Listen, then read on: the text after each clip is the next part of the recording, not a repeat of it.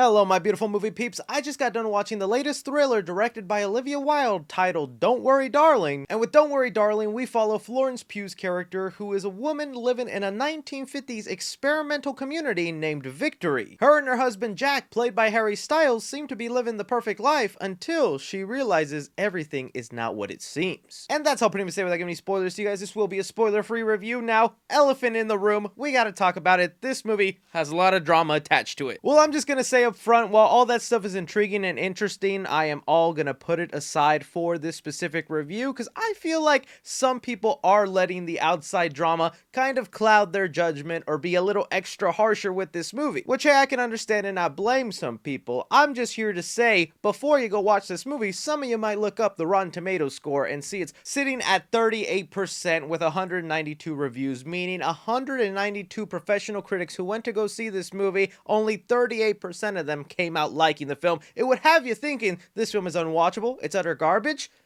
and it's really not. Don't get me wrong, this movie for sure has its issues, but at the end of the day, I found it just to be fine. In fact, one of the most interesting parts to me about Don't Worry Darling is I feel like this movie is a perfect example sometimes of how marketing your film can kind of ruin audience expectations. Because I'll be honest with you guys, when this was first announced, all I knew about Olivia Wilde is that she was a good director. I saw Booksmart and really enjoyed that film. The cast was shaping up to be really awesome. Even some of the footage in the trailers also captivated my attention. And even when you see the film, it is beautifully shot and well directed in my opinion. But it's also a movie that just gave away way too much in its marketing that it will have you suffering even if you've seen one trailer. Because to me, one of the best aspects of this movie and why I think a lot of people will walk out sort of happy with it is the mystery is intriguing, okay? You're following this woman played by Florence Pugh who is amazing. This whole film is basically carried on her back. Her character as Alice is someone you really root for. You want them to get out of whatever situation they're in, uncover as many of the mysteries as she can. Honestly, if it were not for her performance, I don't think I would have been as into the movie as I was. But with that said, I also think Olivia Wilde created a nice 1950s aesthetic that was pleasing to see. This image of an old perfect life that I think some people reminisce about and wish for simpler times. Then the film, I think, creating some great suspension at the beginning by peeling back layers and giving you hints that all is not what it seems. For a good chunk of this movie, I was intrigued with its mystery and I wanted some of the answers to the questions they were posing. But because of the marketing and how kind of unsubtle this film is sometimes with what the mystery is,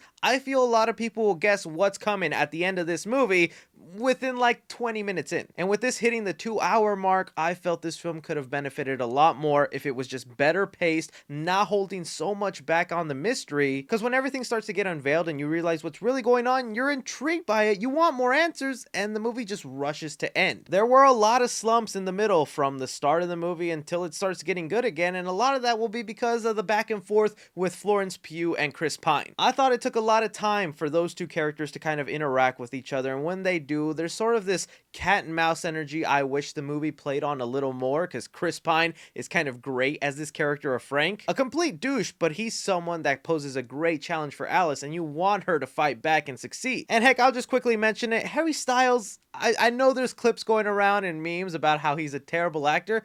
The dude is fine. I'm not saying he gave an Oscar-worthy performance or that he's gonna be on his way to the next best actors, but he's a way better actor than I've seen before. The dude does a perfectly fine job, and I think it's just a meme to kind of make fun of his acting. I think the only thing he suffers in, and maybe some of the more explosive, expressionable moments, could maybe be worked on a little, but for the most part, he's not someone that's gonna distract you and make you go, oh, they put him up against Florence Pugh, the Queen?